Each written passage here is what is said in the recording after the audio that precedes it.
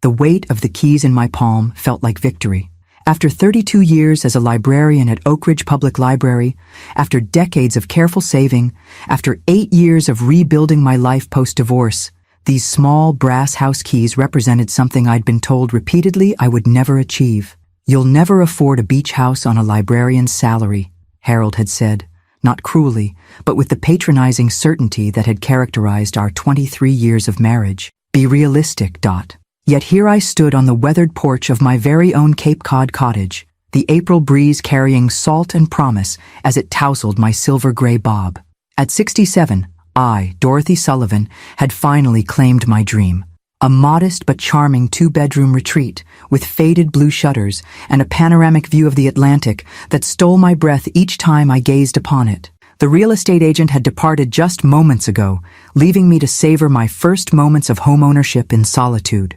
I turned the key in the lock, feeling the satisfying click as the door swung open to reveal hardwood floors bathed in afternoon sunlight, the simple furnishings I had selected during previous visits already arranged by the local delivery service. "My home," I whispered, the words carrying a reverence that echoed in the quiet rooms. I moved slowly from space to space, trailing my fingers along countertops and door frames, mentally placing the books I had packed so carefully, envisioning mornings with coffee on the deck and evenings watching the sunset paint the water in shades of amber and rose. In the primary bedroom, a space just large enough for a queen bed and reading nook, I placed my overnight bag on the crisp white duvet. Through the window, I could see the narrow path that led down to my section of private beach, another marvel that still seemed surreal. My very own piece of shoreline, where no one could tell me I was being too quiet, reading too much, or failing to live a little, as Harold had so often complained. The beach house had been a dream born in my 20s, nurtured in secret during a marriage where my aspirations were secondary, and finally pursued with steely determination after the divorce. 8 years of working weekends at a local bookstore in addition to my library position. 8 years of no vacations, minimal dining out, and clothes purchased only when absolutely necessary. 8 years of Harold's dismissive comments when he heard about my continued saving efforts through our son Bradley. "Dorothy's still chasing that beach house fantasy?" he'd said to Bradley during a holiday dinner 3 years ago. "Some people never learn." The memory should have stung, but today it only deepened my satisfaction. I had learned, just not the lesson Harold intended. I had learned that my dreams were worth pursuing, that my modest librarian's salary could indeed accomplish remarkable things when paired with discipline and patience, and that the freedom of living life on my own terms was worth every sacrifice. I unpacked my small suitcase, hanging the few outfits I'd brought in the cedar closet. Tomorrow, Bradley and his wife Brooke would drive down from Boston to help move the rest of my belongings, primarily books and the personal items I couldn't bear to entrust to movers. I looked forward to showing my son the culmination of my years of planning, though I harbored mild apprehension about Brooke's reaction. Brooke Thompson Sullivan had entered our lives 6 years ago, sweeping Bradley off his feet with her vibrant personality and ambitious drive. As the marketing director for a luxury hospitality group, Brooke lived in a world of 5-star resorts and celebrity clients, a world where my simple tastes and quiet nature seemed hopelessly provincial. While never openly rude, Brooke had perfected the art of the subtle dismissal, the slight raise of a perfectly sculpted eyebrow when I mentioned my work at the library, the barely concealed impatience when I spoke too long about a book I loved, the theatrical sighs when family gatherings didn't adhere to her exacting standards. I tried to maintain perspective. Brooke made Bradley happy, and that mattered more than any discomfort I might feel around my daughter-in-law. Besides, with my new beach house located 2 hours from Boston, I could control the frequency and duration of family visits in a way that had been impossible in my small apartment just 20 minutes from their upscale condominium. The thought had barely formed when my phone rang. I fished it from my cardigan pocket, smiling at Bradley's name on the screen. "Hello, dear. I was just thinking about you," I answered, settling into the window seat that had been a non-negotiable feature in my house search. But it wasn't Bradley's voice that responded. "Dorothy? It's Brooke." The clipped, efficient tone was unmistakable. "Change of plans. We won't be coming tomorrow to help you move." "Oh." I tamped down my disappointment. "Is everything all right?" "Better than all right. Bradley landed the Westfield account, so we're celebrating. In fact, that's why I'm calling. Since you've got that beach house now, we're bringing the celebration to you. I've invited some of our friends and family to join us for the weekend. I blinked, struggling to process this information. This weekend? But I've only just arrived, and the house isn't really ready for guests yet. That's why I'm giving you advance notice, Brooke continued, as if I had expressed enthusiasm rather than reservation. Organize everything. I want rooms arrayed, food on the table, and space for 22 people. We're already on our way. 22 people? My voice rose in disbelief. Brooke, that's not possible. The house only has 2 bedrooms, and I haven't even bought groceries yet. A dismissive laugh crackled through the phone. Don't be dramatic, Dorothy. People can sleep on air mattresses or whatever, and there's got to be grocery store nearby. Bradley says your place has a deck, so we'll mostly be outside anyway. Just make it work. The presumption left me momentarily speechless. This was my first day in my new home, a sanctuary purchased with years of sacrifice, and Brooke was treating it like a hotel she'd booked for a corporate retreat. Look, I know this is short notice, Brooke continued, interpreting my silence as acquiescence, but this is important for Bradley's career. The Westfields will be there, along with the senior partners. It's a big deal. You wouldn't want to spoil this opportunity for your son, would you? And there it was, the subtle manipulation that had characterized so many of our interactions, the implication that my comfort and boundaries were less important than whatever Brooke deemed a priority, with Bradley's success used as the irrefutable justification. For a moment, I felt the familiar urge to accommodate, to apologize, to scramble to meet the impossible expectations being placed upon me. It was what I had done throughout my marriage to Harold, throughout Bradley's childhood when school administrators made unreasonable demands, throughout my career when patrons expected miracles with limited resources. But something stopped me this time. Perhaps it was the brass key still clutched in my left hand, the tangible proof of what I could accomplish when I valued my own desires. Perhaps it was the memory of Harold's dismissive predictions, so thoroughly disproven by the very floor beneath my feet. Or perhaps it was simply that, at 67, I, Dorothy Sullivan, had finally reached the limit of my accommodation. Of course, Brooke, I heard myself say, my voice calm and pleasant. I'll make sure everything is ready for your arrival. Perfect! We'll be there around noon tomorrow. Don't worry about anything fancy, just make sure it's clean and there's plenty to drink. As the call ended, I sat very still, watching the waves crash against the shore beyond my window. The sun was beginning its descent, painting the water in deepening shades of blue and gold. Slowly, deliberately, I placed my phone on the window seat beside me and took a deep breath. A lifetime of being the reliable one, the accommodating one, the one who could always be counted on to sacrifice my needs for others, rose up to meet the newfound resolve crystallizing within me. I'll make sure everything is ready, I repeated to the empty room, a smile spreading across my face that would have surprised anyone who knew only the agreeable librarian I had been for so many years. But not quite the way you're expecting, Brooke. I stood, smoothing my cardigan with hands that had spent decades shelving books, typing catalog entries, and quietly building a life on my own terms. Those same hands now reached for my phone again, not to call Bradley or to start ordering groceries for unwanted guests, but to set in motion a very different kind of preparation. I've always believed that working in a library for over 3 decades gives you certain skills that people tend to underestimate. The ability to research efficiently, to organize systematically, and most importantly, to understand people's needs, sometimes better than they understand them themselves. As I sat in my window seat watching the last light fade from the sky, I began to formulate my plan with the same methodical approach I'd used to catalog thousands of books throughout my career. 22 people, in my 2-bedroom cottage, with less than 24 hours' notice. The sheer audacity of it might have overwhelmed me in the past, might have sent me into a flurry of anxious preparation, desperately trying to accommodate the impossible. But not today. Not in this house that represented my independence, my perseverance, my refusal to accept Harold's limitations on my dreams. First, I needed information. I scrolled through my contacts until I found Bradley's number. My son answered on the 3rd ring, his voice elevated by the sound of highway traffic in the background. "Mom, did Brooke call you? Isn't it great news about the Westfield account?" "Congratulations, sweetheart," I said, genuinely pleased for his success, despite the circumstances. "That's wonderful news." Brooke mentioned you're planning to celebrate at my house? I hope that's okay, he replied, with the first hint of uncertainty. It was Brooke's idea. She thought it would be perfect since you just got the keys and all. A kind of housewarming/celebration combo. Who exactly is coming, Bradley? I kept my tone casual, conversational. Oh, just some work people. The Westfields, of course. They're the clients. A couple of senior partners. Brooke's parents are driving up from New York. Her sister Tiffany and brother-in-law. Some friends from her side. I'm not even sure I know everyone, he admitted. And when did you and Brooke decide on this plan? I pressed gently. A hesitation. Well, it was kind of spontaneous. I closed the deal this morning and Brooke thought, so Brooke planned to bring 22 people to my new home without checking with me first. I stated it as a fact, not an accusation.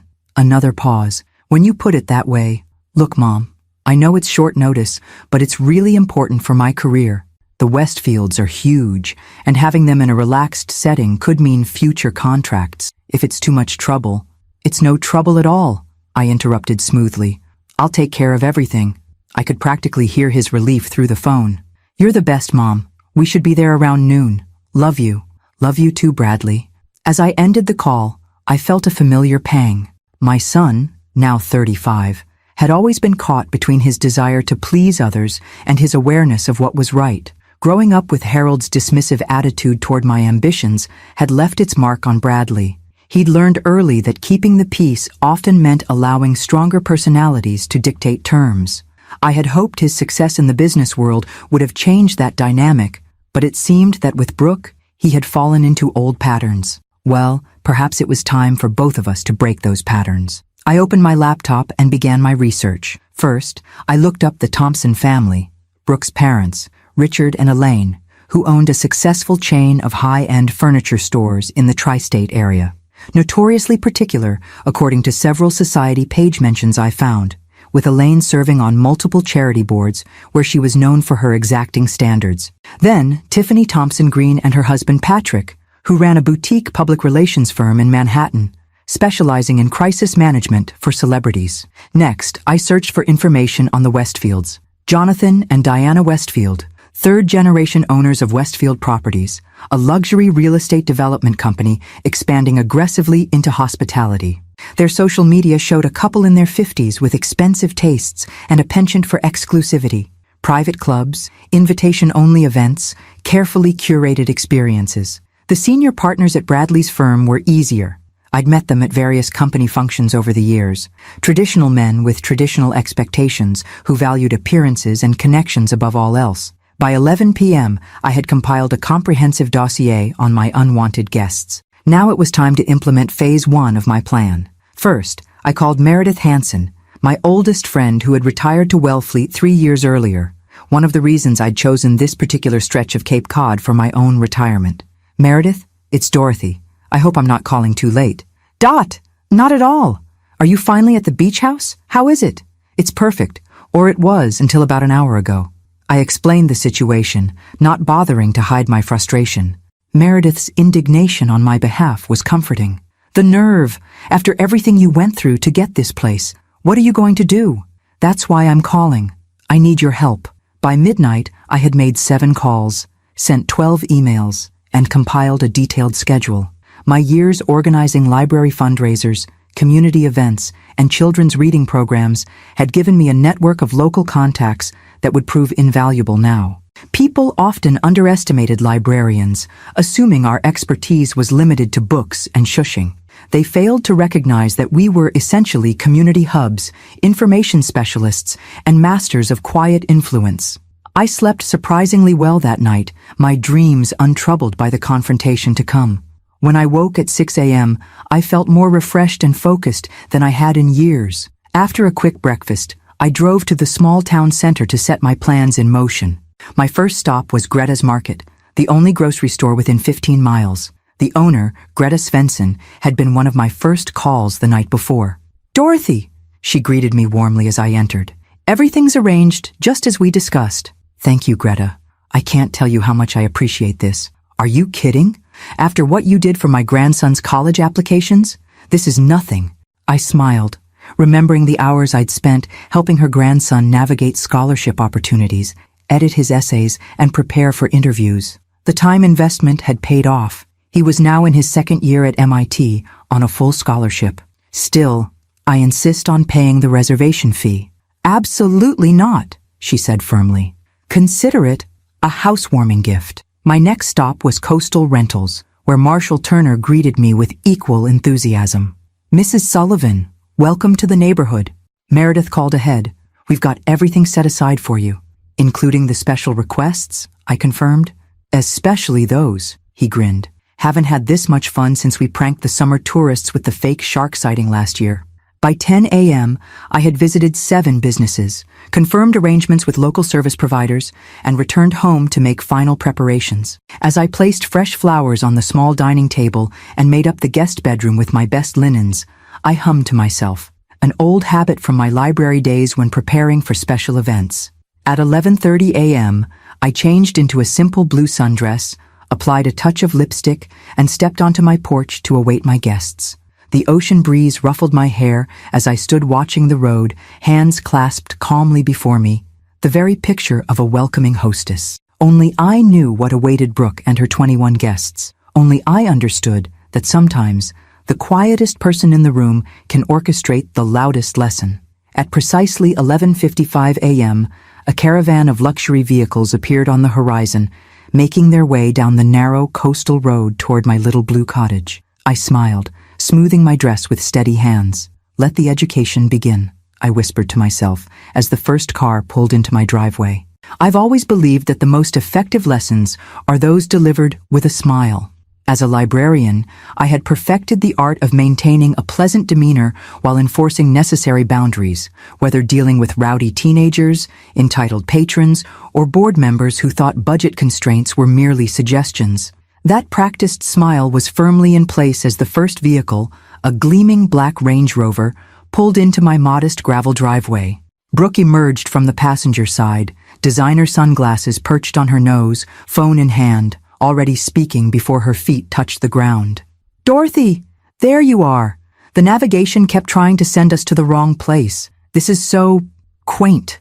Her gaze swept over my cottage with the barely concealed assessment I'd grown accustomed to. Smaller than I expected from Bradley's description, my son exited the driver's side, looking slightly harried but genuinely pleased to see me.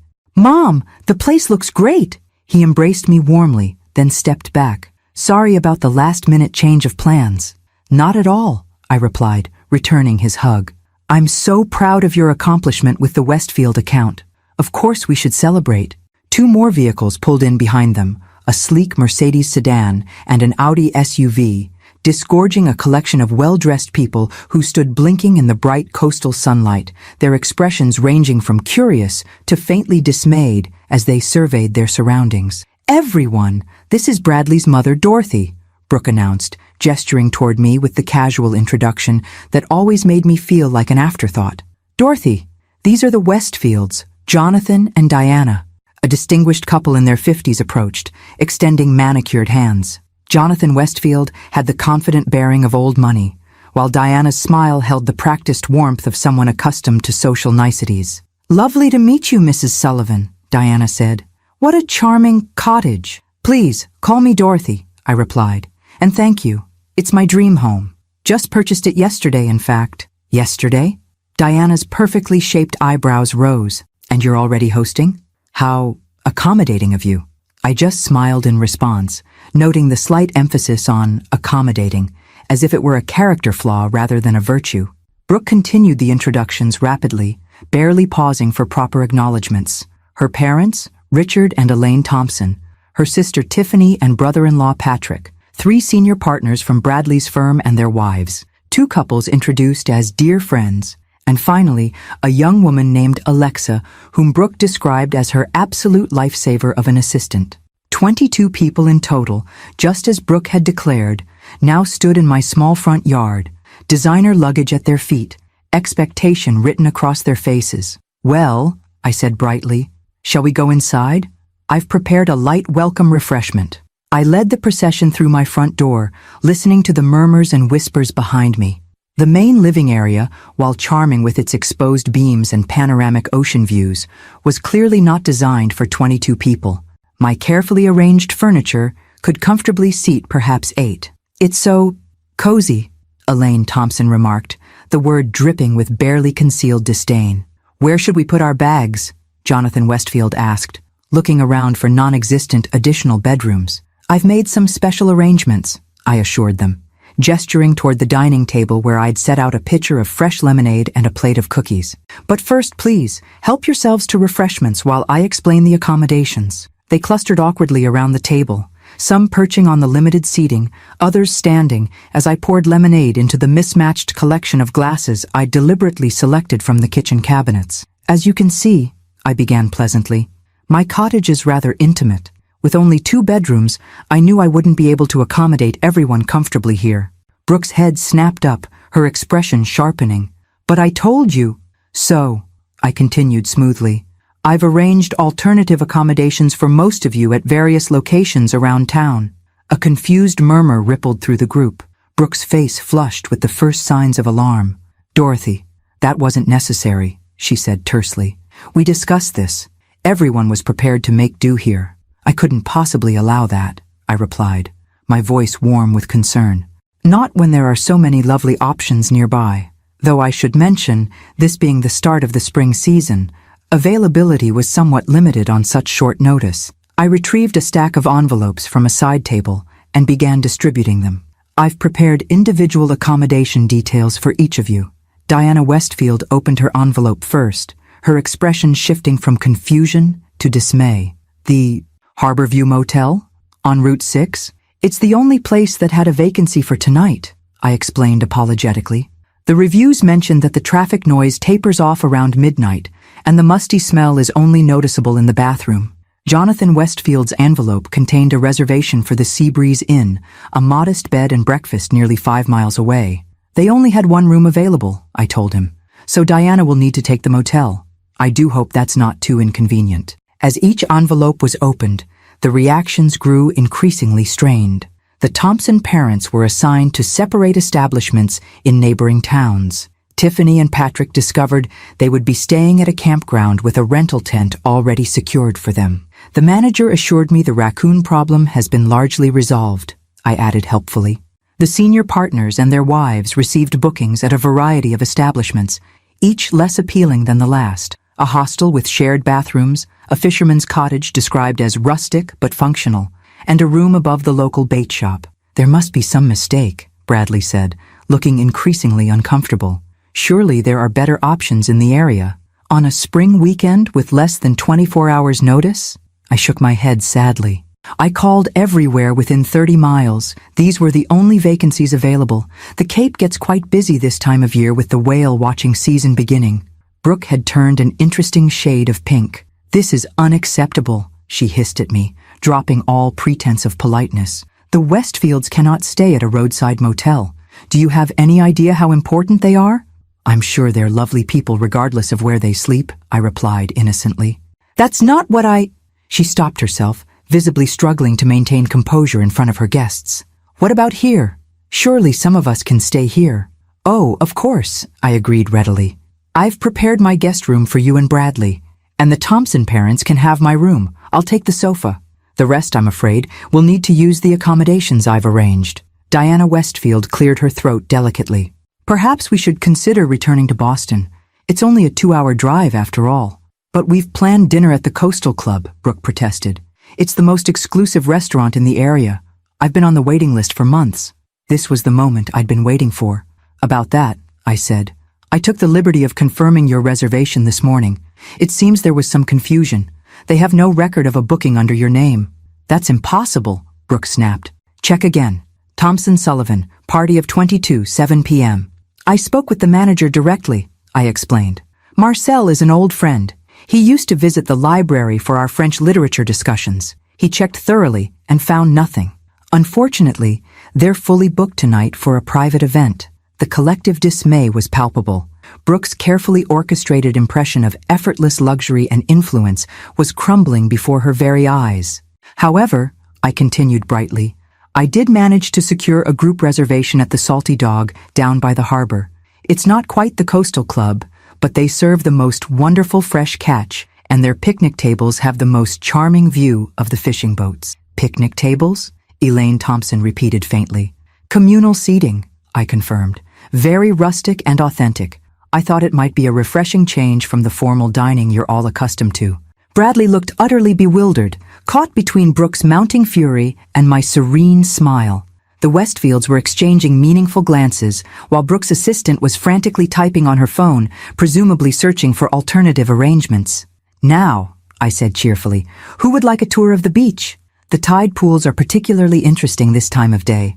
As the group stood in stunned silence, I caught a flicker of something unexpected on Diana Westfield's face. Not anger or disappointment, but the faintest trace of amused respect. Our eyes met briefly, and I could have sworn she gave me the slightest of nods before turning to murmur something to her husband. Phase 1 of my plan was complete. The seeds of discomfort had been planted.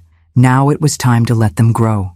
The afternoon unfolded exactly as I had orchestrated, each carefully planned inconvenience building upon the last-like chapters in a meticulously crafted novel. I led my unwanted guests down the narrow path to my stretch of beach, maintaining a running commentary about the local wildlife and tidal patterns that I knew would bore them to tears. Years of conducting educational tours for restless schoolchildren had taught me precisely how to sound enthusiastic while delivering information no one had asked for. The horseshoe crab is actually more closely related to spiders than to true crabs, I explained cheerfully as we reached the shoreline, pointing to a specimen that had washed up. They've remained virtually unchanged for 450 million years. Isn't that fascinating? Tiffany Thompson Green visibly recoiled, her designer sandals sinking into the wet sand. Is it dead? Oh no, just resting, I assured her, knowing full well how this would land. They often appear motionless for hours. Would you like to hold it? They're quite harmless. The look of horror that crossed her face was worth every penny I'd paid the local marine biology student to place the harmless creature in that exact spot. I think I'll pass, she muttered, backing away.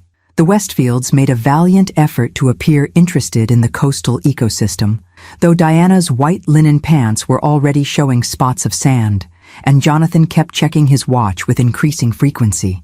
Bradley's colleagues from the firm stood awkwardly in a cluster, clearly wishing they were anywhere else, while Brooke paced the shoreline, phone pressed to her ear, presumably trying to salvage her carefully planned weekend. The cell reception can be quite spotty down here, I called out helpfully as she grew increasingly agitated. Something about the cliffs interfering with the signal. You might have better luck up by the road, though the only reliable spot is near the sewage treatment facility, about a mile north. Brooke shot me a look that could have curdled milk. After 30 minutes of my impromptu nature lecture, I suggested we return to the house for an early afternoon tea. The relief on their faces was almost comical as they trudged back up the sandy path, their designer footwear and city clothing woefully inadequate for the terrain. Back at the cottage, I had arranged a spread that looked impressive at first glance, an elegant tea service laid out on my best tablecloth, with dainty sandwiches and scones artfully arranged on tiered platters. Please, help yourselves, I encouraged as they filed into the living room, many opting to stand rather than crowd onto the limited seating. The sandwiches are a local specialty. Diana Westfield was the first to take a delicate bite of a cucumber sandwich, her expression shifting almost imperceptibly as she chewed. What an interesting flavor, she managed after swallowing with visible effort. Seaweed butter, I explained enthusiastically. A wonderful local delicacy. And the scones contain dried dulse. That's a type of red algae harvested right off our shores. Tremendously nutritious, though I'll admit the texture takes some getting used to. One by one, they sampled the offerings, each face registering some version of dismay as they encountered the deliberately unusual flavors I had concocted. The tea itself, a specially ordered variety with notes of smoked fish, completed the sensory assault. Dorothy, Bradley said hesitantly after a cautious sip, this tea is unique.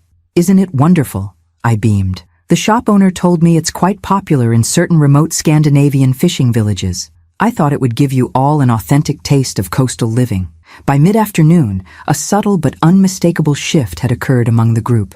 The initial excitement of their impromptu celebration had given way to a dawning realization that this weekend would not be the sophisticated networking opportunity Brooke had promised. The Westfields were huddled in quiet conversation by the window. Brooke's parents had disappeared to check out the accommodations, their expressions grim as they departed.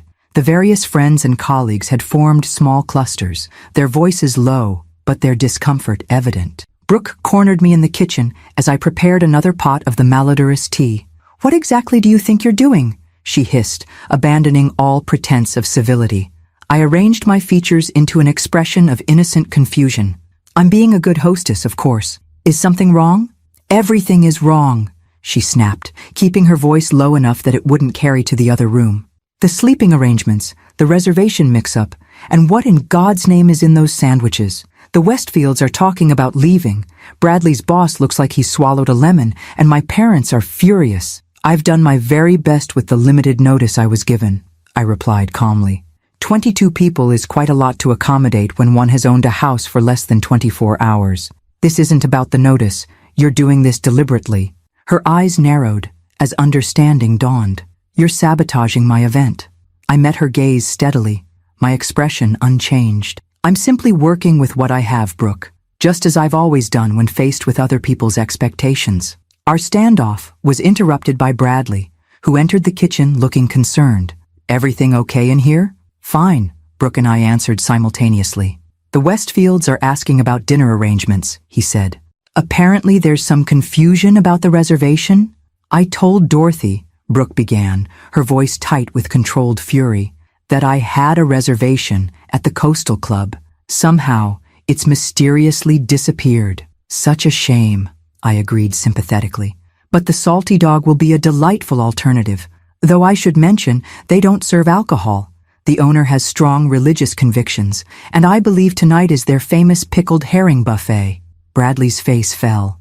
"Pickled herring?" "A local tradition," I confirmed, knowing full well that the Salty Dog was actually renowned for its lobster rolls and had a full bar. My friend Meredith's husband had owned it for 20 years before passing it to their son, who had been more than happy to play along with my scheme. "I need some air," Brooke declared, stalking out of the kitchen. Bradley watched her go, then turned to me with a searching look. "Mom, what's really going on? This isn't like you." I considered my son's troubled expression, weighing my next words carefully. Bradley had always been caught in the middle, between Harold and me during our marriage, and now between Brooke and me. He was a peacekeeper by nature, uncomfortable with conflict and eager to smooth ruffled feathers. "What's going on?" I said gently. "Is that I'm finally allowing people to experience the consequences of their actions, including you, sweetheart." His brow furrowed. "What does that mean?" "It means that you allowed Brooke to invite 22 people to my home without asking me first. It means that neither of you considered what that might mean for me. On my first day in the house, I've worked 8 years to afford. It means that you assumed, as people have assumed throughout my life, that I would simply accommodate whatever was asked of me, regardless of how unreasonable." Understanding dawned slowly on his face, followed by the flush of shame I had anticipated. "Mom, You don't need to apologize," I interrupted. "Not yet. First, I want you to go out there and really look at what's happening. See how quickly Brooke's carefully orchestrated impression falls apart when things don't go precisely as she planned. Notice who shows grace under pressure and who doesn't. Observe how people treat service workers when they're disappointed. Then we'll talk." He nodded slowly, a thoughtfulness in his eyes that reminded me of the sensitive boy he had been before the corporate world, and his marriage to Brooke had smoothed away his edges. As he left the kitchen, I allowed myself a small, private smile. The weekend was young, and I had many more lessons planned for my unwanted guests. By Sunday, they would understand exactly who Dorothy Sullivan was, not just Bradley's accommodating mother or the quiet librarian who could be safely overlooked, but a woman who had earned her place by the sea and would defend it with weapons they never saw coming. I picked up the tray of fresh seaweed sandwiches and followed my son into the living room, my smile serene and my resolve unshaken. As evening approached, my unwanted guests dispersed to check into their various accommodations, each departure marked by thinly veiled displeasure and awkward attempts at gratitude. I stood on my porch, waving cheerfully as luxury vehicles pulled away down the gravel drive, their occupants already on phones trying to salvage their weekend plans. "We'll meet at the Salty Dog at 7, I called after them. "Don't forget to bring cash. They don't accept credit cards." Only Bradley and Brooke remained behind, along with the Westfields, who had insisted on staying to freshen up before dinner, a transparent attempt to discuss their options privately. The moment the last car disappeared from view, Brooke rounded on me, her professional composure finally cracking. "I don't know what game you're playing, Dorothy, but you're embarrassing Bradley in front of the most important clients of his career." I tilted my head slightly, regarding her with the calm assessment I'd perfected during decades of dealing with library patrons who believed their late fees were somehow my personal vendetta against them. "Am I? Or did you embarrass him by promising an experience you couldn't possibly deliver, based on presumptions about my home and my willingness to accommodate your plans?" Bradley stood between us, his discomfort palpable. "Can we please not do this now? The Westfields are inside." "The Westfields," I said quietly, "are currently reconsidering whether they want to do business with a firm whose representatives would treat family this way. You might want to think about that, Bradley." I left them on the porch, stepping back into my cottage where Diana and Jonathan Westfield were engaged in hushed conversation by the window. They fell silent as I entered, exchanging glances that spoke volumes. "Mr. and Mrs. Westfield," I greeted them warmly. "Can I offer you something to drink before dinner? I have a lovely local cranberry wine that doesn't taste at all like the seaweed tea, I promise."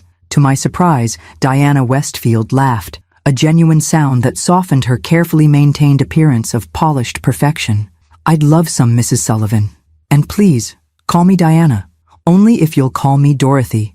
I poured 3 glasses of the ruby-colored wine, handing them around with the practiced ease of someone who had served refreshments at countless library functions. Jonathan accepted his with a nod that seemed to hold a new measure of respect. "Your home is charming," he said, gesturing to the simple but tasteful decor I had selected with such care. "How long have you been planning this purchase?" 8 years, I replied honestly.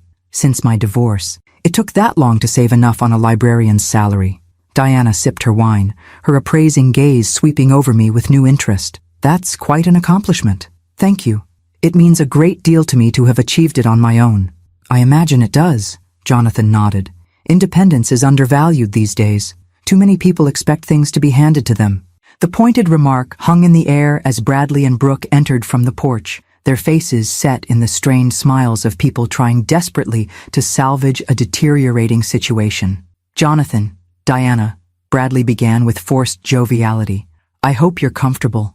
I was just telling Brooke that we should see about finding alternative accommodations for you. The Harborview Motel is really not up to standard."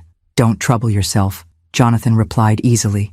"Diana and I have stayed in far worse places during our early years building the business. Sometimes the most memorable experiences come from unexpected circumstances." The look of confusion on Brooke's face was priceless. She had clearly expected the Westfields to be as outraged as she was by the turn of events. "But surely you'd prefer something more suitable," she pressed, shooting me a pointed glance. Diana set down her wine glass with a decisive click. "Actually, I find this whole situation rather refreshing. When was the last time any of us had a genuine experience, rather than the same carefully curated luxury we always insist upon? Jonathan and I were just saying that we've become too predictable in our later years." I hid my smile behind my own glass, watching as Brooke struggled to process this unexpected development. My research into the Westfields had revealed something Brooke had clearly missed. Beneath their wealth and status, they had built their empire from nothing. Starting with a single property, Jonathan had renovated himself while Diana worked 3 jobs to support them. They had earned their success through grit and determination, not inheritance or connections. In other words, they were far more like me than like Brooke. "Well," Brooke managed finally, "if you're sure, we should probably head to dinner soon. I've been trying to find an alternative to this Salty Dog place, but everything seems to be booked." "The Salty Dog sounds perfect," Diana declared. "I haven't had pickled herring since my grandmother made it when I was a child. Swedish heritage," she added with a wink in my direction. As we prepared to leave for dinner, I pulled Bradley aside briefly. "You might want to call ahead to the restaurant," I suggested quietly, "just to confirm the details." He frowned, but stepped onto the porch to make the call. When he returned, his expression was a mixture of confusion and relief. "They said they have our reservation, but there's no pickled herring buffet. They're known for their lobster and have a full bar." "How strange," I remarked innocently. Perhaps I was thinking of a different establishment. The drive to the harbor took 15 minutes, during which I sat quietly in the back seat of Bradley's Range Rover, listening as Brooke attempted to steer the conversation toward business, while the Westfields persistently returned to questions about my life, my career, and my new home. The Salty Dog was exactly as I knew it would be. A charming waterfront restaurant with weathered wood exterior and spectacular views of the harbor. Inside, rustic elegance replaced the picnic tables I had described, with white tablecloths, soft lighting, and the mouth-watering aroma of fresh seafood. "Dorothy," Meredith's son Jack greeted me with a warm embrace as we entered. "Your table is ready, best in the house, as promised." "You know the owner?" Brooke asked, unable to keep the surprise from her voice. "Dorothy's practically family," Jack assured her. "My father and she were great friends, and she helped me secure my small business loan when I took over. Without her letter of recommendation and assistance with the paperwork, I'd never have qualified." As we were seated at a prime table overlooking the water, I saw Bradley studying me with new eyes, as if seeing me clearly for the first time in years. The rest of our party began to arrive, their relief evident as they discovered the restaurant was nothing like I had described. The Thompson parents looked particularly annoyed, having clearly spent the intervening hours complaining about the promised rustic experience. "This is unexpected," Elaine Thompson commented as she took her seat, casting a suspicious glance in my direction. "Isn't it?" I agreed pleasantly. "The Cape is full of surprises." Dinner proceeded with remarkable smoothness, the excellent food and flowing wine easing the earlier tensions. I spoke little, preferring to observe the shifting dynamics around the table. The Westfields engaged me in conversation whenever possible, asking thoughtful questions about my library career and the community I had served. Bradley's colleagues, taking their cue from the clients, showed a newfound interest in my perspectives. Even Tiffany and her husband occasionally directed remarks my way, though Brooke and her parents remained coolly distant. "A toast," Jonathan proposed, as dessert was served, raising his glass. "To Dorothy and her new home. May it bring you as much joy as our first property brought us." "To Dorothy," the table echoed, Bradley's voice carrying a note of confused pride that warmed my heart despite everything.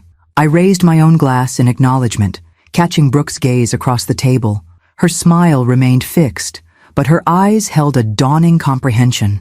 She was beginning to understand that she had severely underestimated her mother-in-law, and that the weekend was far from over. "Thank you all," I said simply. "I'm so looking forward to tomorrow's activities." The barely perceptible stiffening around the table told me they had received my message loud and clear. The first day had been merely the opening chapter in the education of my unwanted guests. The real lessons were yet to come. I awoke at dawn in my own bedroom, having insisted that Bradley and Brooke take the guest room while the Westfields returned to their respective accommodations. The Thompson parents had flatly refused my offer of my bedroom, opting instead to drive to a hotel in Hyannis, some 30 miles away. Their departure had been marked by tight smiles and thinly veiled accusations directed at Brooke for the miscommunication about the weekend arrangements. The house was still quiet as I padded to the kitchen in my slippers, savoring these moments of solitude before the day's events unfolded. I brewed a pot of coffee, real coffee this time, not the local specialty seaweed blend I had served yesterday, and carried my mug to the deck, overlooking the ocean. The morning light painted the water in shades of pink and gold, the gentle rhythm of waves against the shore, providing a soothing backdrop to my thoughts. This view, this moment of peaceful contemplation, was exactly what I had worked 8 years to achieve. No herald dismissing my dreams, no professional obligations pulling me away from simple pleasures, no need to accommodate anyone else's expectations. Just me, the ocean, and the life I had earned through patience and persistence. "It's beautiful," came a voice behind me. I turned to find Bradley standing in the doorway, his hair rumpled from sleep, looking younger and more vulnerable than his usual polished professional self. "It is," I agreed, gesturing for him to join me. "Coffee's fresh if you'd like some." He disappeared briefly into the kitchen, returning with a steaming mug to settle into the chair beside mine. For several minutes, we sat in companionable silence, watching the morning unfold across the water. "I owe you an apology," he said finally. "Several, actually." I waited, giving him space to continue. I should never have let Brooke plan this weekend without consulting you first. It was presumptuous and disrespectful of your space. He took a sip of coffee, gathering his thoughts. And I should have stood up for you when she started making demands. I got caught up in the excitement of the Westfield account and lost sight of what matters. Thank you, I said simply. That means a lot to me. The thing is, Mom, he continued, his voice taking on a contemplative quality I hadn't heard from him in years. I didn't even recognize what was happening until I saw you with the Westfields last night. The way they responded to you, the respect in their voices. It made me realize how long it's been since I really saw you. I nodded, understanding exactly what he meant. We often stop seeing the people closest to us, Bradley. We think we know them so well that we stop paying attention to who they really are. Dad did that to you, didn't he? The question was gentle but direct. He stopped seeing you. Yes, I acknowledged, and eventually, I stopped trying to be seen. It was easier that way, less painful, until it wasn't. Bradley was quiet for a moment, absorbing this. Is that why you're doing all this? The accommodations? The restaurant confusion? The seaweed tea? A small smile played at the corners of his mouth. That tea was truly terrible, by the way. I laughed softly. I know. I could barely keep a straight face watching everyone pretend to enjoy it. My amusement faded as I considered his question. And yes, that's part of it. I spent too many years being invisible, Bradley. I won't do it anymore. I get that, he nodded. But the elaborate setup? You must have made dozens of calls, arranged everything in advance. I did, I confirmed. Though it wasn't difficult. One of the advantages of being a librarian for 32 years is that you know everyone in town, and everyone owes you a favor or two. People tend to underestimate the influence of the woman who waived their late fees, helped their children with research projects, or wrote recommendation letters for their college applications. Bradley chuckled. Remind me never to get on your bad side. You're my son, I said softly. You could never truly be on my bad side, but you can disappoint me. And you did. His smile faded. I know. I'm sorry. I believe you are. But here's the question, Bradley.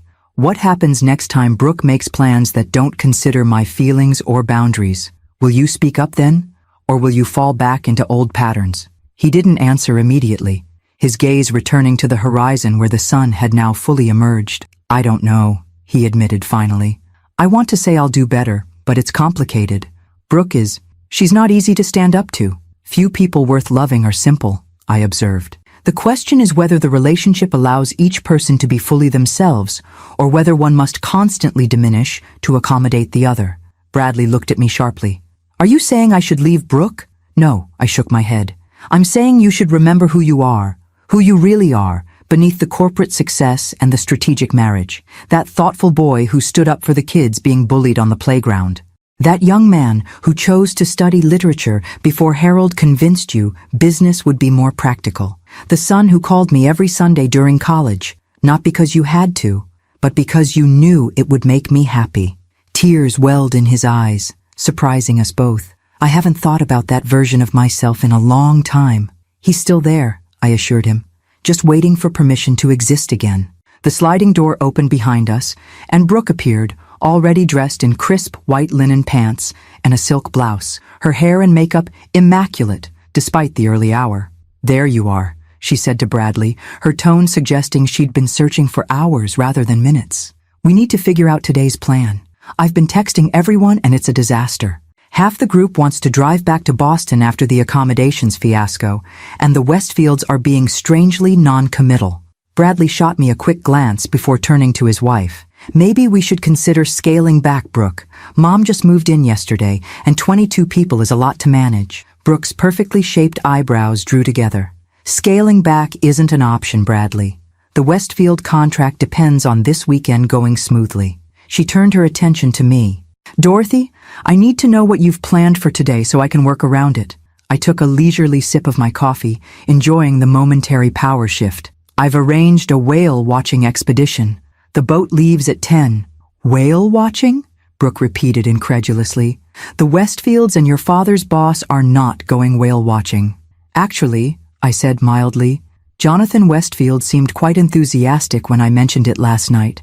He said they'd never had the opportunity, despite visiting the Cape several times. Brooke's expression flickered between disbelief and calculation. Fine. What about lunch? A picnic on the boat. Very simple. Sandwiches, fruit, that sort of thing.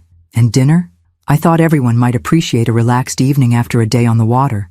Perhaps a bonfire on the beach? I could make my signature chili. The horror that crossed Brooke's face was almost comical. A bonfire? Chili?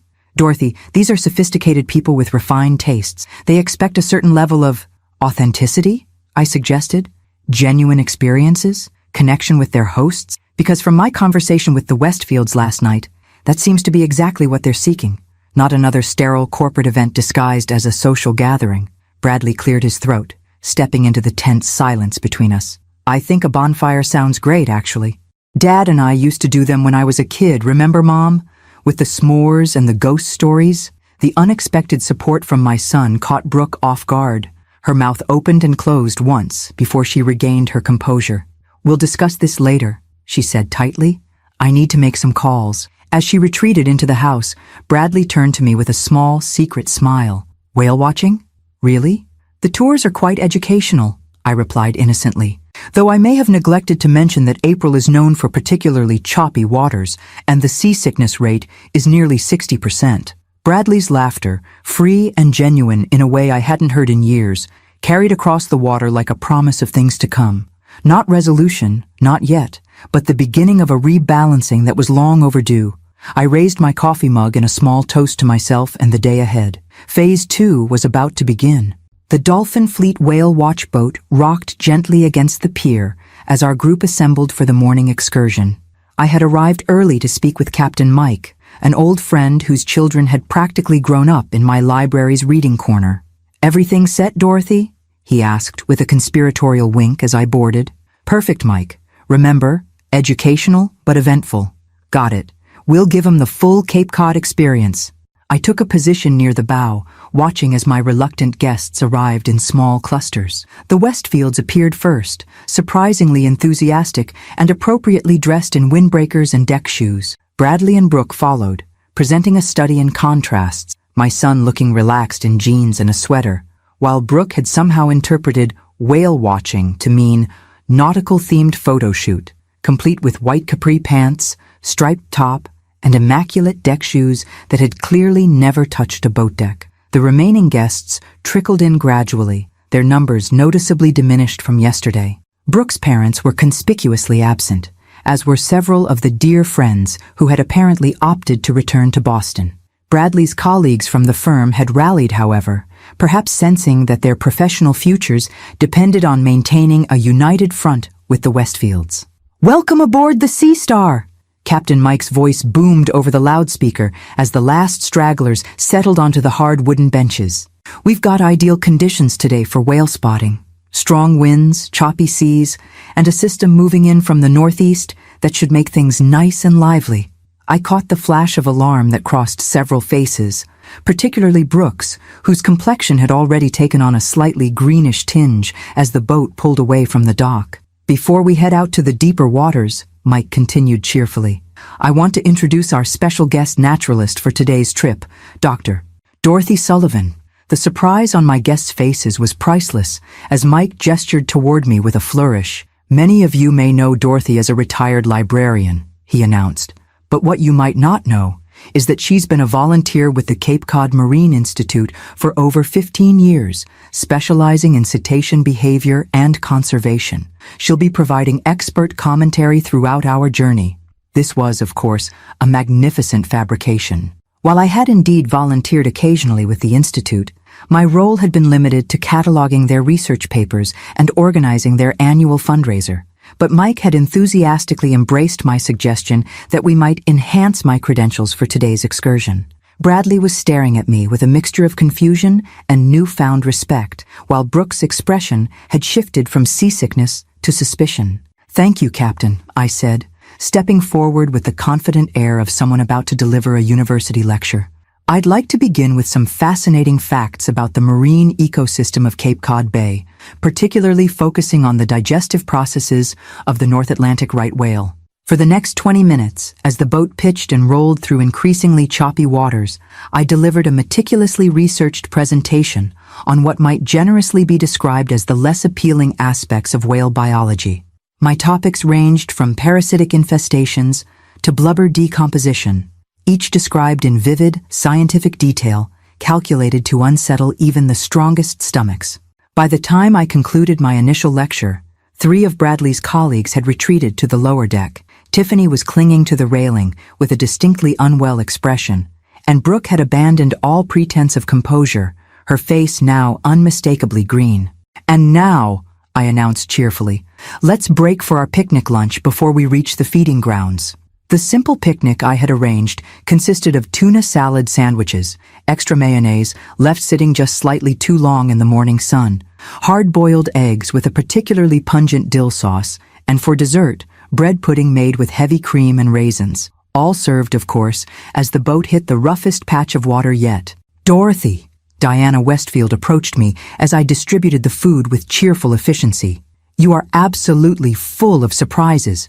I had no idea you were a marine biologist as well as a librarian." The twinkle in her eye told me she wasn't fooled for a moment, but was thoroughly enjoying the performance nonetheless. "Oh, I contain multitudes," I replied with a conspiratorial smile, "much like the microbiome of the humpback whale, which reminds me of a fascinating study I read recently." As I launched into another detailed scientific discourse, I noticed Jonathan Westfield engaged in conversation with Bradley near the stern, both men seemingly oblivious to the nauseating effects of the rough seas that had now claimed at least half our party as victims. Brooke had disappeared entirely, presumably to the bathroom below deck. "Land ho!" Captain Mike announced over the loudspeaker. "Folks, we're approaching what we call the seasickness surrender point. That's where I normally turn the boat around if we haven't spotted any whales. But today we're in luck. There's a pod about 3 miles farther out, in the choppiest part of the bay. Who wants to continue?" A chorus of groans answered him, punctuated by Jonathan Westfield's enthusiastic, "Let's go for it." I caught Mike's eye and gave a subtle nod. Right on cue, the boat executed a particularly violent turn that sent several more guests lurching toward the railings. "Actually," I interjected with perfect timing, "perhaps we should consider heading back. Many of our party seem to be experiencing what marine scientists call mal de mer interactive syndrome, a fascinating condition where—" "Yes, let's head back." The desperate agreement came from multiple voices at once. "Well, if you insist," Captain Mike conceded with mock disappointment. "Though it's a shame to miss the feeding frenzy. The way those whales regurgitate partially digested krill to share among the pod is truly a sight to behold." The journey back to port was considerably faster than our outbound voyage, with Captain Mike taking pity on our seasick passengers by finding the smoothest possible route. As we approached the harbor, I found myself standing at the railing beside Diana Westfield, who had proven remarkably resilient throughout the excursion. "I must say, Dorothy," she commented quietly, "this has been the most entertaining business weekend I've experienced in years." "I'm glad someone's enjoying it," I replied with a small smile. "Oh, more than just me." She nodded toward her husband and Bradley, still deep in conversation at the stern. "Jonathan is absolutely delighted. He's been complaining for years about the artificial nature of these corporate social events. All those strained conversations over overpriced meals, everyone pretending to be having a marvelous time while secretly checking their watches." I watched her face carefully, trying to gauge her sincerity. "And this is better?" "Infinitely," she assured me. "It's real. Uncomfortable at times, yes, but authentic. Do you know what Jonathan said to me last night? That woman has backbone. I like doing business with people who have backbone." A warm sense of vindication spread through me, though I kept my expression neutral. "And what about you, Diana? What do you think of all this?" She considered the question, her gaze drifting to where Brooke had finally emerged from below deck, looking thoroughly miserable as she clung to a bench. "I think," she said carefully, "that your son married a woman very much like my husband's first wife, someone for whom appearances matter more than substance. That marriage lasted exactly 3 years. The implication hung between us, neither of us needing to state it explicitly. Relationship advice wasn't part of my librarian training," I demurred. Diana laughed. "No, but observing human nature certainly was. You see people clearly, Dorothy. It's a rare quality." As the boat docked and our bedraggled party disembarked, I caught Bradley's eye. The look he gave me was complex, part exasperation, part admiration, and something else I couldn't quite define. A recognition, perhaps, of the woman I truly was, not the mother he had taken for granted. Everyone, Brooke announced, attempting to rally her diminished forces despite her rumpled appearance. We'll reconvene at 6 for cocktails at Dorothy's, followed by dinner reservations at— Actually, Jonathan Westfield interrupted, Diana and I were rather looking forward to that beach bonfire Dorothy mentioned. Weren't we, dear? Diana nodded enthusiastically. Absolutely. It's been ages since we've done anything so charmingly rustic. Brooke's face froze in a rictus of a smile. Bonfire. Yes, how charming.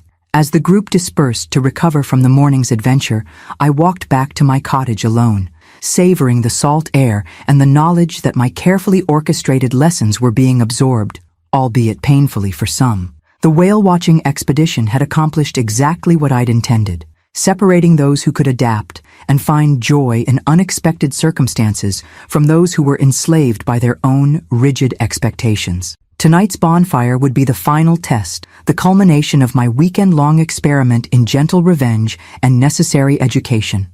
As I reached my front porch, I paused to look out at the ocean that was now mine to enjoy every day. Just one more act to go, I murmured to myself, unlocking the door to prepare for the evening ahead. The afternoon passed in peaceful solitude as I prepared for the evening's bonfire. I chopped vegetables for my chili, assembled ingredients for s'mores, and gathered blankets and cushions to make the beach seating comfortable. These simple, practical tasks centered me, reminding me of who I was beneath the elaborate revenge plot I'd been orchestrating. Just Dorothy Sullivan, retired librarian, finally living her coastal dream. Around 4 o'clock, there was a knock at my door. I opened it to find Bradley standing alone on the porch, his expression thoughtful. Need help with anything? He offered, hands shoved in his pockets in a gesture reminiscent of his teenage years. Actually, yes, I replied, stepping aside to let him in. I could use someone to carry these supplies down to the beach. Where's Brooke? Taking a nap, he said, with the careful neutrality of someone navigating a minefield. The boat trip was challenging for her. I bit back a smile. I imagine it was. We worked together in companionable silence, loading a wagon with the necessities for the evening. As Bradley stacked firewood, he cleared his throat hesitantly. Mom, can I ask you something? Of course. This whole weekend, the accommodations, the restaurant confusion, the whale watching, you planned all of it, didn't you? Down to the last detail. It wasn't really a question. I met his gaze steadily. Yes. Why? I mean, I understand being upset about the invasion, but this level of orchestration seems like something else entirely. I considered my answer carefully, wanting him to understand the deeper currents beneath my actions. Do you remember when you were about 8 and Harold decided to sell the piano without consulting me? Bradley frowned.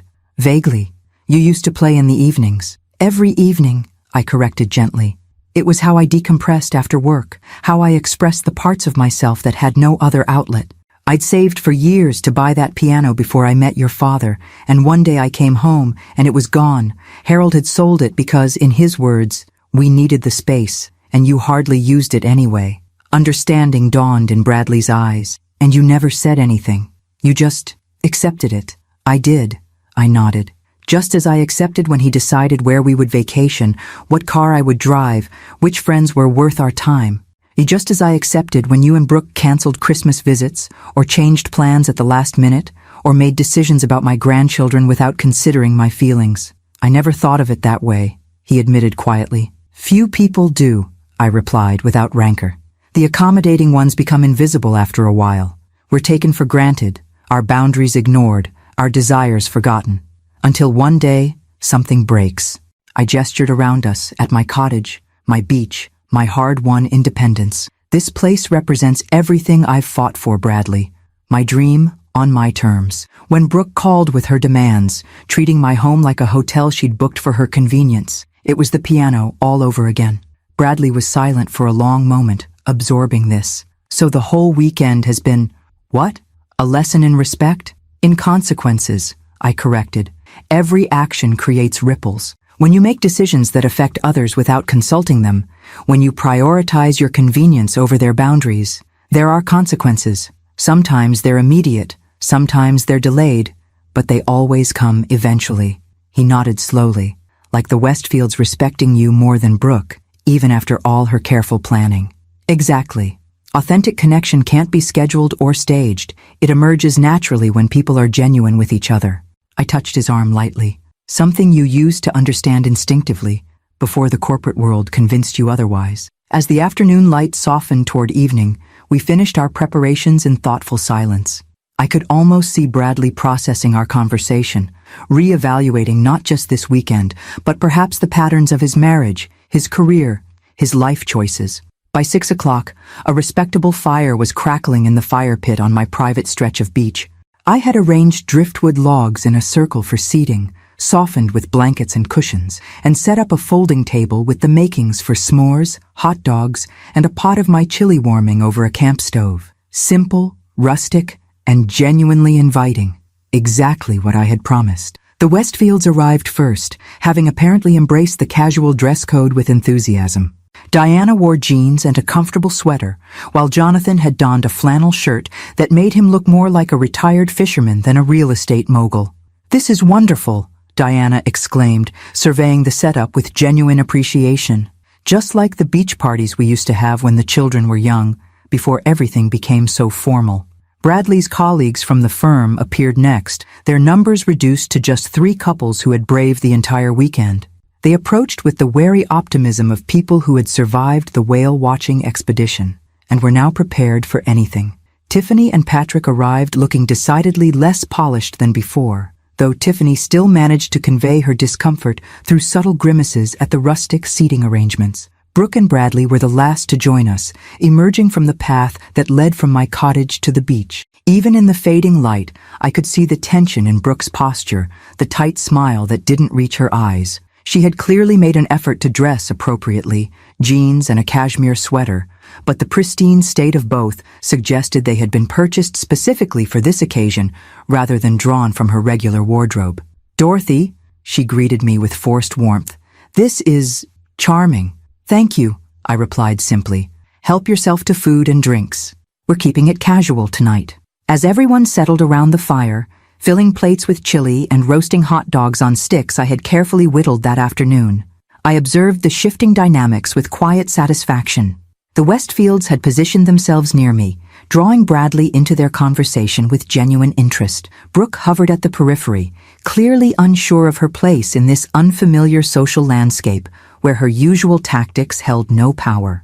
Dorothy was just telling us about her plans for a community reading program here on the beach during summer evenings, Diana said, seamlessly including me in the conversation. "What a wonderful idea! Literature and nature combined. Mom's always had a gift for bringing people together through books," Bradley commented, his voice warm with rediscovered pride. "Her story hours at the library were legendary when I was growing up." "Is that so?"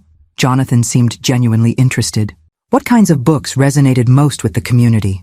As I described my experiences connecting readers with just the right books at just the right moments in their lives, I noticed Brooke edging closer, her expression shifting from discomfort to something more complex, perhaps recognition that she was witnessing a side of her mother-in-law she had never bothered to see before. The evening deepened, stars appearing above us as the conversation flowed naturally from topic to topic. Stories were shared, laughter erupted frequently, and even the initially reluctant guests eventually relaxed into the simple pleasure of fire, food, and unhurried human connection.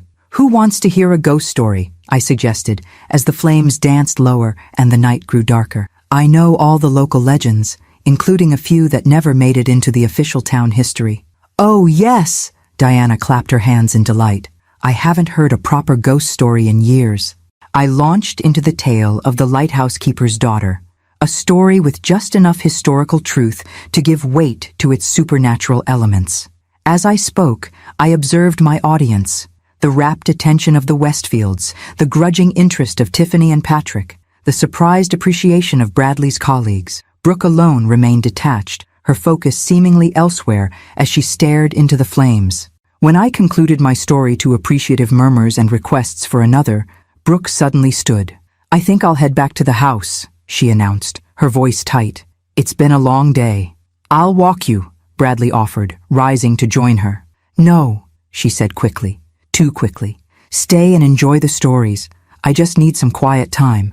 As she walked away, her rigid posture illuminated briefly by the firelight before disappearing into the darkness of the path. I felt a momentary pang of sympathy. It couldn't be easy watching your carefully constructed social facade crumble, your influence wane, your assumptions about power and status upended in the space of a weekend. But sympathy didn't equal regret. Some lessons came at a cost, and this one had been long overdue. "Another story, Dorothy?" Jonathan requested, drawing my attention back to the circle. I smiled, settling more comfortably on my driftwood seat. "This one is about second chances and unexpected treasures," I began, meeting Bradley's gaze across the fire. "It starts with a woman who thought her life was over, only to discover it was just beginning." As I wove my tale beneath the stars, with the ocean's eternal rhythm as accompaniment, I felt a sense of completion. The weekend wasn't over yet, but its purpose had been fulfilled. Messages had been received, boundaries established, perspectives shifted. Whatever came next would unfold on different terms, my terms, and that had been the point all along. Morning arrived with a clarity that only seems possible by the sea. Sharp blue sky, air so clean it almost hurt to breathe, and sunlight that transformed the ordinary into the extraordinary. I woke early, as has been my habit since childhood, and made my way to the kitchen to start coffee. The house was quiet, Bradley and Brooke still asleep in the guest room after our late night around the fire. The bonfire had continued long after Brooke's departure, evolving into one of those rare, perfect gatherings where time seems suspended and connections deepen without effort. The Westfields had been the last to leave, Jonathan insisting on helping douse the fire, while Diana embraced me with genuine warmth. "This has been the most memorable weekend we've had in years," she had confided. "Thank you for your honesty, Dorothy. It's refreshingly rare in our circles." Now, as I carried my coffee to the deck, I contemplated the final act of my carefully orchestrated weekend. The impromptu guests would be departing today, returning to their various accommodations before heading back to Boston. The true test would be what remained after they left, what lessons had been absorbed, what boundaries established, what relationships recalibrated. The sliding door opened behind me and I turned, expecting Bradley. Instead, Brooke stood there, already dressed in slim jeans and a soft sweater, her hair pulled back in a simple ponytail that made her look younger and strangely vulnerable. "May I join you?" she asked, her voice lacking its usual commanding tone. "Of course," I gestured to the chair beside mine. "Coffee's fresh in the kitchen." She disappeared briefly, returning with a steaming mug to settle beside me. For several minutes we sat in silence, watching the waves and seagulls, the morning light painting everything in gentle gold. "I couldn't sleep," Brooke said finally, her eyes fixed on the horizon. "I kept thinking about something Diana Westfield said to me last night before she left the bonfire." I waited, allowing her the space to continue. "She said, 'Your mother-in-law reminds me of myself 30 years ago, before I learned that control is an illusion, and the only real power comes from authenticity.'" Brooke's fingers tightened around her mug. "I've been trying to decide if it was a compliment or a criticism. Perhaps it was neither," I suggested. "Just an observation from someone who's traveled a path you're still navigating." She turned to look at me directly, her expression more open than I'd ever seen it. "This whole weekend, you planned everything, didn't you? The terrible accommodations, the restaurant mix-up, that hellish boat trip, it was all deliberate." "Yes," I admitted simply. To my surprise, she didn't erupt in anger or defensive accusations. Instead, a reluctant smile tugged at the corner of her mouth. "It was impressive, meticulous actually. I didn't think you had it in you." "Most people don't," I acknowledged. "That's rather the point. You wanted to teach me a lesson." "It wasn't a question. I wanted to establish boundaries," I corrected gently, "to demonstrate that my home, my time, and my dignity are not commodities to be commandeered at your convenience." Brooke sipped her coffee, considering this. "You know, in my world, my professional world, respect is taken, not given. You identify what you want, you strategize how to get it, and you execute without hesitation or apology. It works, or at least it has always worked for me."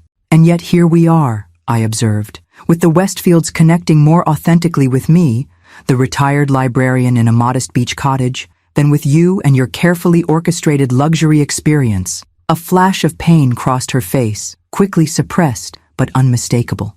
"Yes, here we are."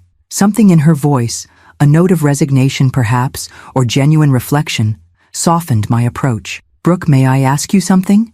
She nodded warily. "What did you hope to achieve this weekend? Beyond impressing the Westfields and Bradley's colleagues, what outcome were you seeking?" The question seemed to catch her off guard. She stared into her coffee as if the answer might be found there. "Security," she said finally, her voice so quiet I almost missed it. "Bradley's position at the firm isn't as solid as everyone thinks. The Westfield account is make or break for his partnership track." This was new information, a glimpse behind the polished facade she typically presented. "I didn't know that. No one does. Bradley wouldn't want it known." She looked up, her expression unexpectedly vulnerable. "My parents struggled financially my entire childhood. My father's business failed twice. We moved constantly, always downsizing, always losing status. I swore I would never live that way as an adult." Understanding dawned, pieces clicking into place. So the designer clothes, the luxury vacations, the social climbing, insurance, she finished for me. If you have the right connections, wear the right clothes, live in the right neighborhood, you're protected. At least, that's what I've always believed. The admission hung between us, surprisingly honest for a woman who trafficked in carefully curated impressions. I found myself reassessing Brooke, seeing beyond the polished surface to the anxious child who had grown up equating status with safety. "Security is important," I acknowledged, "but it rarely comes from external validation, Brooke. True security, the kind that sustains you through life's inevitable challenges, comes from within, from knowing who you are and standing firmly in that truth, regardless of circumstances." She studied me thoughtfully. "Like you did when Harold dismissed your dream of a beach house, when he sold your piano?" So Bradley had shared our conversation. "Yes, though it took me far too long to learn that lesson. I don't want the same for you or for Bradley." "What do you mean?" I chose my next words carefully, aware that this moment of openness might be fleeting. "I see Bradley becoming what others expect of him rather than who he truly is. Just as I see you chasing external markers of success instead of discovering what would bring you genuine fulfillment. Both paths lead to the same destination. Waking up one day surrounded by all the trappings of the life you thought you wanted, only to realize it belongs to someone else entirely." Brooke was silent for a long moment, her gaze returning to the ocean. "I don't know how to be any other way," she admitted finally. "This is who I am, who I've had to be." "No," I said gently. "It's who you've chosen to be. There's a difference." The sliding door opened again, and Bradley emerged, looking rumpled and sleep-deprived, but somehow lighter than he had in years. "Morning," he mumbled, heading directly for the coffee pot visible through the kitchen window. Brooke and I exchanged a glance, not quite conspiratorial, but acknowledging the shift in dynamics our conversation had created. Something had changed between us, though whether it would last remained to be seen. When Bradley returned with his coffee, he settled into the third chair, completing our small circle. "So," he said after his first sip, "what's the plan for today?"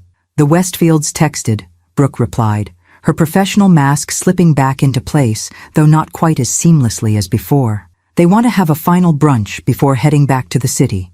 Jonathan suggested that little place by the harbor. He said the authentic local atmosphere appealed to him." I caught the slight emphasis she placed on authentic, the gentle self-mockery that suggested our conversation had not been entirely in vain. "That sounds perfect," Bradley agreed, looking between us with cautious optimism, clearly sensing a change, but uncertain of its nature or durability. As we sat together watching the morning unfold across the water, I felt an unexpected sense of hope. The weekend had accomplished what I'd intended, but perhaps in ways I hadn't anticipated. Boundaries had been established, yes, but bridges had also been tentatively extended.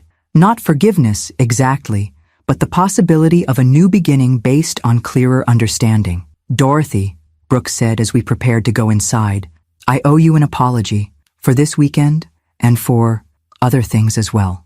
The words were clearly difficult for her, but no less genuine for the effort they required. "Apology accepted," I replied simply. "And perhaps we can both approach our relationship differently going forward." She nodded, a hint of respect in her eyes that hadn't been there before. "I think I'd like that."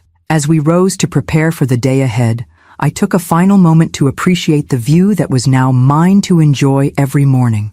This house, this beach, this hard-won independence, all symbols of the woman I had become after decades of accommodation and compromise. The irony wasn't lost on me that in defending these boundaries, I might have opened the door to a more authentic connection with my son and daughter-in-law than I'd ever thought possible. Whether that potential would be realized remained to be seen, but for the first time, it felt within reach. Some lessons come at a cost, but the most valuable ones are worth the price. As I followed Bradley and Brooke inside, I smiled to myself, thinking that perhaps the greatest surprise of my meticulously planned weekend of revenge had been the unexpected possibility of reconciliation. The final gathering at Harborview Cafe unfolded with an ease that would have seemed impossible just 3 days earlier. Our group had dwindled to just the essential players in our weekend drama: the Westfields, Bradley and Brooke, and myself, seated at a corner table overlooking the fishing boats, bobbing gently in the morning tide. The cafe was exactly the sort of place tourists often overlooked in favor of trendier establishments. Worn wooden floors, mismatched chairs, and a menu featuring simple fare prepared with decades of expertise. The owner, Maggie O'Brien, had been a regular at my library's book club for 15 years, and she greeted me with a warm hug before seating us at the best table in the house. "Dorothy's practically royalty around here," she informed our group with a wink. "First edition books are held for her at the bookshop.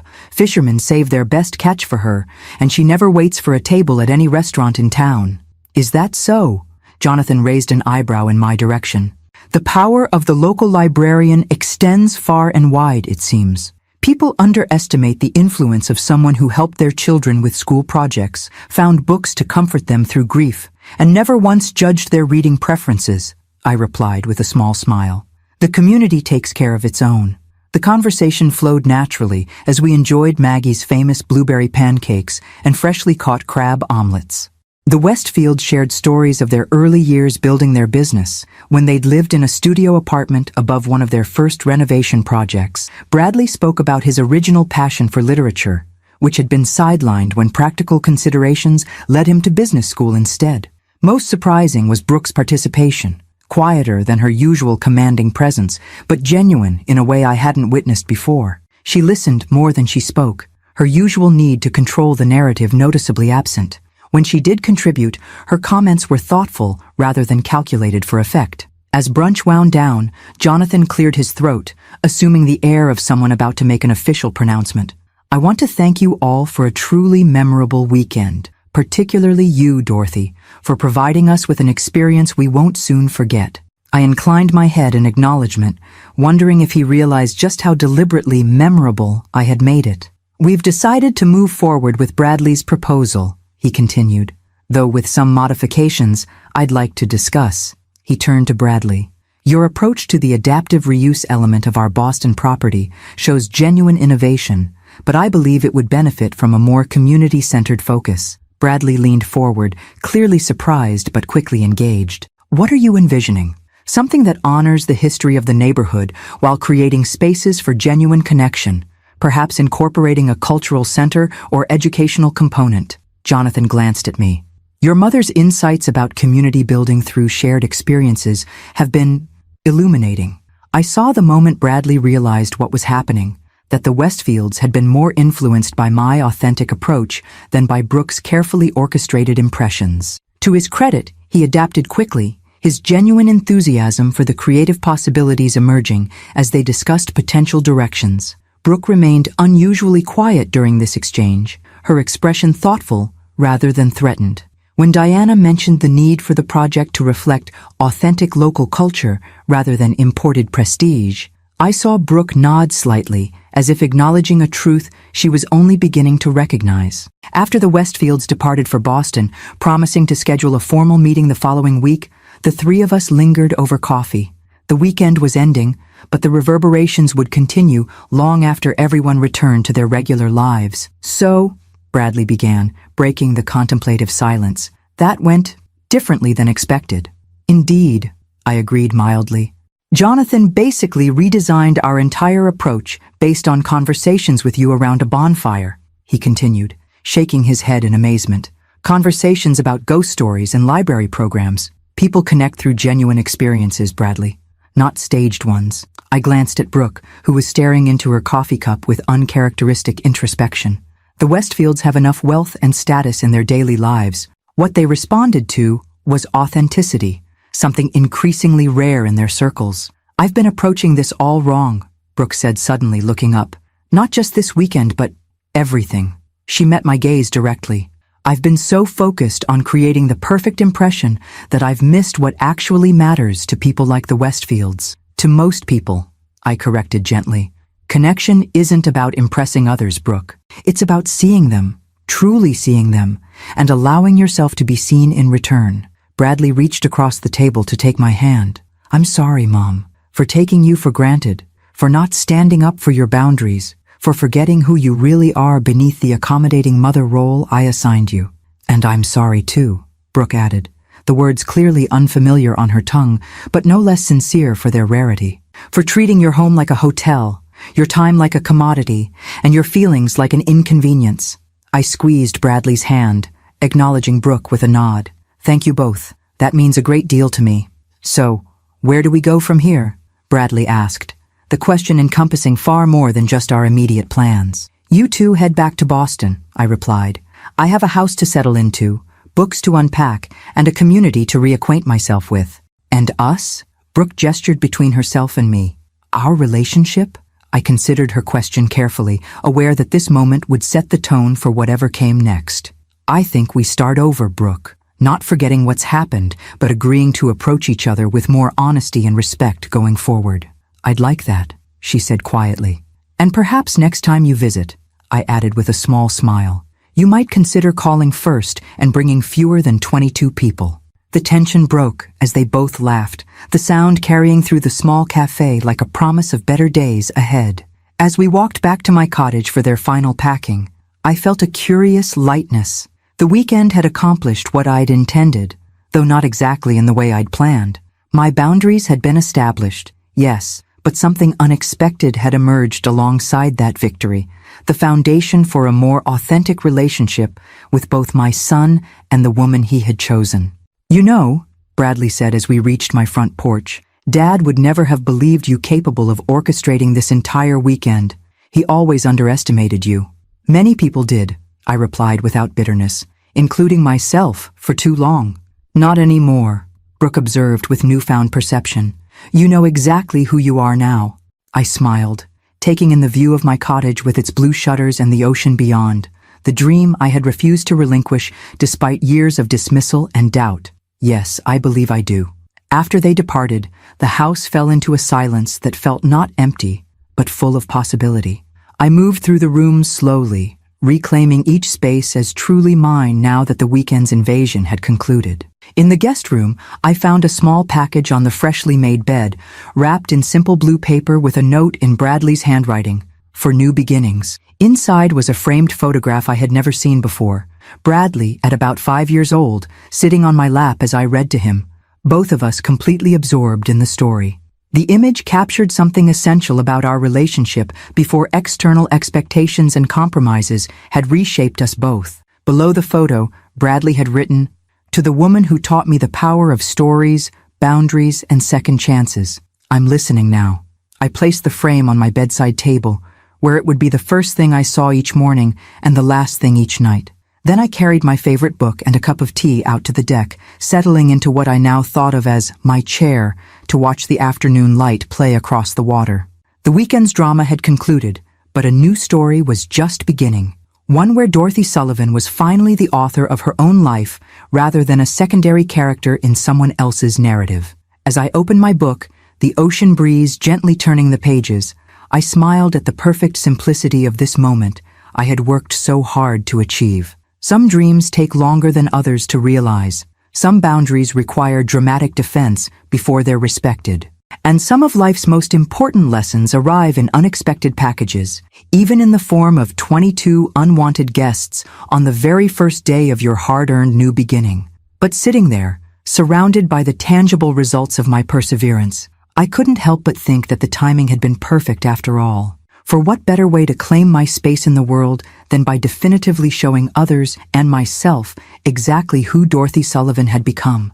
I raised my teacup in a private toast to the horizon.